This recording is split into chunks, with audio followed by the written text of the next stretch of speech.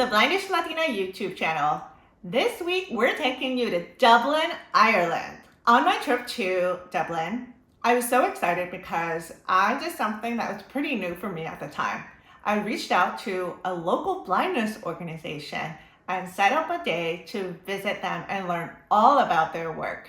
So I'm taking you along. This organization was called NCBI, the National Council for the Blind in Ireland, but they changed their name to Vision Ireland in 2023. I learned that they changed their name to be more inclusive of people with different types of vision disabilities who maybe don't relate yet to the term blind. So they felt Vision Ireland was more inclusive. We talked to their staff and we had tea, which is very Irish. We sat around a big table, engaging in conversation, learning about their programs, and I asked tons of questions. We would have rehabs, OTs, O&Ms all over the country. People can work on a person-centred basis on a one-to-one, wherever they live. So there's always somebody within that region that can work with that person to provide whatever level of rehab that they might need within their own home or in the community. What's the difference between the O&M and the OT and everything they would receive one-on-one outside of here compared to coming here? What additional support would they get here? So we developed a QQI level 4 program specific for employment skills, but there is a special purpose award for orientation, mobility and access. So that's a 36-week program where people can learn those critical or fundamental skills to prepare them to independently access the world, but most importantly, employment as well, which is why most people find themselves here. Yeah. Yeah. So it's a QQI accreditation, so Quality and Qualifications Ireland. So it's under the umbrella of the National Framework of Qualifications, which encompasses all of academia. All of your levels right up to master's degree are accredited by QQI, and now Orientation, Mobility and Access is accredited by QQI as well. 15 credits that fit into the employment skills program. Okay. So it means that the effort that they put into gaining that skill also then forms part of that major award to give them that step. In the US in general, disabled people have lower rates of graduation and attendance of college. And that's, I think, where I think the biggest gaps start happening with employment, because I'm sure that high school graduation is lower, but I don't think the gap is as big as when you get to look at the numbers for college. And this is just disabled people overall. Yeah. So what kind of barriers do you find with college or employment? Like, what do you see here? I suppose, it would be the same in Ireland. People who are blind or vision impaired are the lowest percentage of people with disabilities in higher education. And that's what we're trying to do here, is to bridge that gap. Mm-hmm. So, I mean, obviously, a lot of people tend to fall off the cliff when they leave school, and and it's all of those skills around the expanded core curriculum, skills for independence. So we try and bridge that gap, but also what we're doing is we're putting people through an accredited program, and the idea is to scaffold them holistically with those skills for independence and those pre-employment skills like CVs, job interviews, all of those things. And then we work on a business to business level. So I've got people here that we call workplace integration partners, and they would work specifically with businesses around brokering internships, work experience, job matching people with disabilities. And then we would engage with them around improving their, D&I practices as well. And then getting people into real life job positions as well. Higher education, it still isn't amazing in terms of the access piece, and the systems are often broken. After we did this conversation, they gave me a tour of their whole building, taking me to different rooms so that I could see all the things that they offered. And that led to lots of fun conversations and learnings as we moved around the space. They have tons of white canes and canes of different colors for orientation, for navigation. I remember one cane that had a big hook on the end, and I had no idea what this cane was for. They told me it was a hiking cane. So the hook allows you to kind of weave in and out of grass or twigs or a variable and changing environment. I even filmed an Instagram reel showing and demonstrating the hiking cane.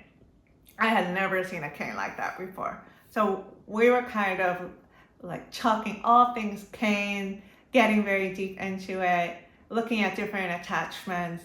And that was really fun to get exposed to what they were giving their clients, what they have in Ireland. It's not like the Ambitech canes where it's got a hook. These ones are plastic and you pull them on and off. Okay. But it still rotates as your cane tip So would. just on the end, it's just Yeah. push it on and then you take it off. Okay, what you have here then is the way you're showing me using it, you'll be getting more information because now there are like 3 surfaces on the tip. Yeah, and through you're which not you get getting information. stuck on tree roots, long Yeah. grass. Okay. It's literally like a snake weaving its Okay. way through that type of environment, which is Gotcha. yeah. So this one is white. You can get them in the color red, which contrasts with the snow. And this will be good for the beach, for sand? Yes. Oh. Good for holidays. Huh? Good for holidays. Yeah, good for Yeah. holidays, okay. Then if there was a hole in a divot in the sand, then you'll feel the change and it'll almost rub in the sand. Going to the beach. Off on our holidays. And I'm trying to like get it to move a little bit, okay. So yes, it kind of can like move around with variation of the ground. That's interesting. Going back to the conversation with Vision Ireland, I want to mention an important moment where we were discussing terms for blindness. They use the term visually impaired or visual impairment. And I probably would have used that term years ago without questioning it because it is very much heard in the medical community, also with hearing impaired. That's what was used to talk about me, so I used it to talk about myself. But after being enmeshed in the disability community, having conversations, I now don't identify with the term impaired. I like disabled. I don't think there's anything negative with disabled, but when you use the term impairment, it feels like it's really focused on a lack of something rather than what you can also gain from your disability. So I don't use visual impairment or visually impaired, I use vision disability. And this is something that I talked to them about. And what I really appreciated is that as soon as I shared that this was the term I used for myself, the staff at Vision Ireland used vision disability and the rest of our conversation together. What about deaf-blindness? Because that's my situation. I have Usher Syndrome. So I wear hearing aids and I have progressive vision disability. And I call it a vision disability, not vision loss. That's my preferred term. But anywho, I would love to hear about deaf-blindness in Ireland and what you noticed. I did notice there was a crossing signal and it vibrated the arrow. So I was very excited to see that. The road crossing outside and the audio tactile functionality and the tactile mathematic layout of the intersection that exists on that signal pole. There's also a button that you can press underneath the signal that triggers it as well. So there's lots of great things that are happening in Ireland, and that's one example in terms of access that's improving the way people can cross the road or catch transport as well. The Wayfinding Centre is only 5 minutes up the road from here on Botanic Road in Glasnevin, so we could literally walk there, but at the moment it's not quite open, but it will be closer towards the end of the year. And the whole idea is to address the inaccessibility of the public transport system here in Ireland.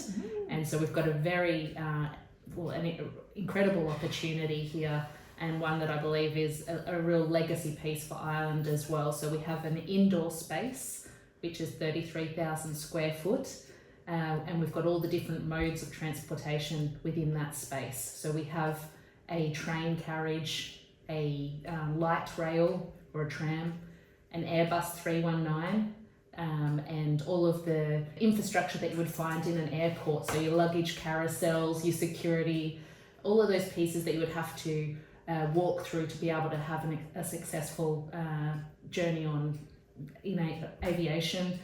We also have a rural coach, which has an accessible deploying lift, we have a double-decker bus, and then we have all of the adjoining streetscape.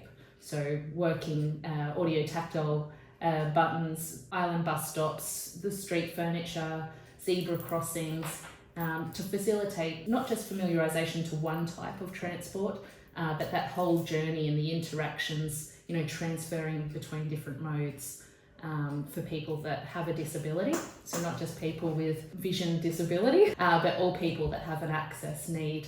And then within that space as well, we'll be providing training to public transport front-facing staff so that they can learn the best ways to interact with people who have an access need, providing training to tertiary education, new architects, engineers before they enter professional practice so that they know how to design the world for people so that the transport system is more inclusive. Another fun moment that happened was when we were talking around the big table, someone who worked there came in because we were in the kitchen, everyone was coming in and out, and everyone told me that this woman was an expert in Braille.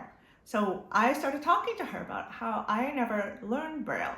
And the reason I don't know Braille is because I was diagnosed with Usher Syndrome at 17 years old. I was done with high school when I was diagnosed, and a lot of blind people who grow up being blind learn Braille in their blind school, in the school system. I hope to learn Braille in the future. I don't need it yet.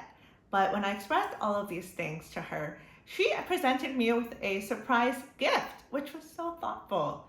It was a stack of really thick card paper that had all the letters of the alphabet in Braille and the numbers 1 through 9. And everything was raised so you could touch it. It was enlarged, and it was such a great moment for me because I learned that Braille is not really considered a language. It's more of a code. So it's not like you're learning a new language, you're learning how the code works and how it's going to represent a language that you already know. So it made me feel like it was more attainable and possible for me to learn Braille. And of course, I had right away a reference for and a starting point. So that was super nice. On the left-hand side, from top to bottom, we have dot keys 1, 2, 3, and they correspond with dots 1, 2, 3. Okay.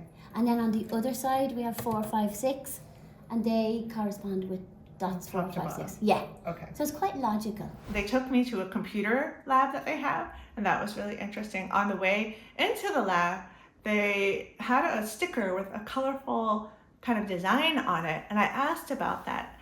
I found out that that is called Navi Lens, and Navi Lens is kind of like a QR code for blind people. You need to use their app to get the information from the codes, but you can have Navi Lens stickers on doors, just anywhere, and the app will detect one nearby and auditory information will happen. 94 centimeters away, conference room, left, above, right. It will tell you what's encoded into the sticker. So in a building, it can tell you what each room is, or where the nearest bathroom is. They can provide wayfinding information on Navi Lens. I love learning about this new tool, and I think it's more popular maybe in Europe, but since I've seen it in the US too, it seems to be growing in popularity and reach. Let's celebrate any type of accessibility that helps people be independent. Internally, we try and encourage our students to do their work experience, within different departments. We also have community employment schemes, so that would be kind of training people, to be more work ready. Yeah, we're always really positive and engaging with the senior management team. We would have people on our board, obviously, who have vision impairment or have a disability, and we're really kind of positively recruiting people with disabilities within the organisation, as a choice, if that makes sense. Progression for us internally to allow people to come here and develop, but also come here and get to the point where they're either ready to find training elsewhere and move to a QQI 5 or 6 or wherever they want to go, or directly into employment. And we really facilitate that transition. And one of the other things we're really trying to fit in to our busy schedule is the training of other education training providers. So they're starting to reach out to us and saying, we've got someone that's enrolled with us, how can we best meet their needs? So really trying to get that message out so that everyone becomes more inclusive and aware of how to be, providing a service that's more accessible. Are there any things that you think are kind of specific to Ireland and blindness? Like, are there any specific challenges or positive things or stigmas? 'Cause I think depending on the country, there are differences, but I don't know. Yeah, I think that we have lots of international talent here because O&M is such a niche sector. You really have to buy in international talent, to get professionals in the area. A couple of rehabs from Croatia, and maybe they'd come from a kind of more institutionalized group setting culturally. We're very much person-centered in Ireland. Everything's about the person, and programs are very individualized. There's not a lot of group work, especially when it comes down to O&M or ILS or any of those bits and pieces. There is a stigma around being identified as someone with a vision disability, certainly, and this challenge exists, I think, across the world. That step to take to actually pick up the white cane and say, yes, this is going to benefit me. It's a big step for everybody individually, and I think culturally there is an element of that in Ireland, certainly. Another wonderful meeting that I had in Dublin was with Carol from Usher Syndrome Ireland, which I was just really happy and just kind of surprised also that there was an organization for Usher Syndrome there. So when we linked up, we had another long conversation. We met up at a cafe that serves tea. Of course, I love tea, and that was great to kind of see this really high quality tea in Dublin.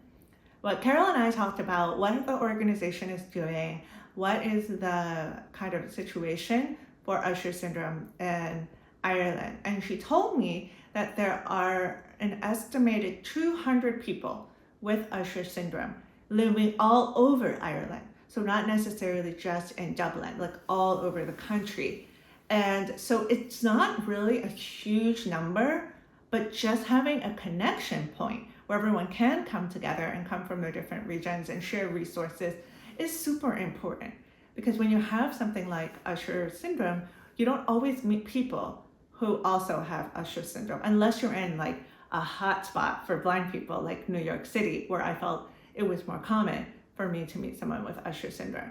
So I love that the organization is bringing people together and building community. Everyone needs that, no matter if you have a disability or if you don't. I really enjoyed the conversation with Carol, and we even filmed a little Instagram video with our canes showing that we're out living life, and that was really fun to collaborate with Usher Syndrome Ireland on the video. I enjoyed spending time in Dublin. The visit was too short, and I hope to go back again one day. So what do you think of my experience in Dublin, visiting Vision Ireland, talking with Usher Syndrome Ireland, or even just experiencing the city itself? I'd love to hear from you.